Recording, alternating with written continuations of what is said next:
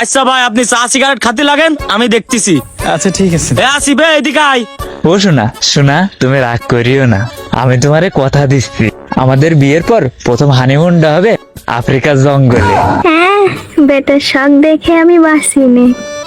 শোনা বাকি আমার কদু জাদু মধু, আমার কথাটা একটু মন দিয়ে শোনো।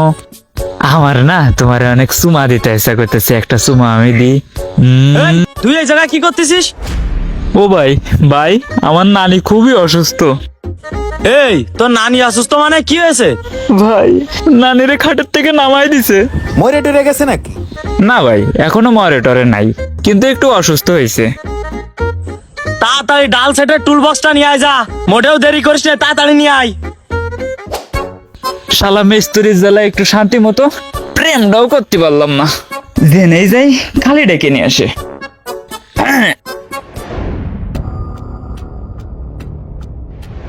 ভাই, আপনারা সহজে এই গাড়িতে হাত দেওয়া লাগবে না।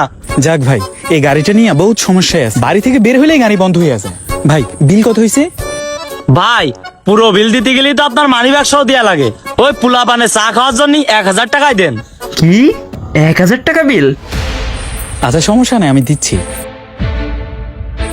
এই যে নেন। ওরে আমি দিয়ে দিবানে, সমস্যা নেই। আচ্ছা ঠিক আছে, ভালো থাকুন, আসি তাহলে। আচ্ছা ঠিক আছে ভাই। আরে যা বিটা, গর্বির ইঞ্জিনটা ভাই খোল। গায়েব দিয়ে না তো, আমার কিন্তু রাগ ওঠে।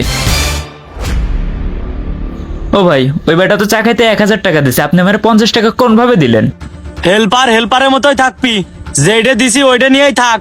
দেখেন ভাই, আমি কিন্তু ওই ব্যাটারে কয়ে দেবো আপনি গাড়ির কোনো কাজ করেন না, আপনি ওই ব্যাটার কাছ থেকে ফাও 1000 টাকা নিছেন। আমি কিন্তু ওই ব্যাটারে কয়ে দেবো।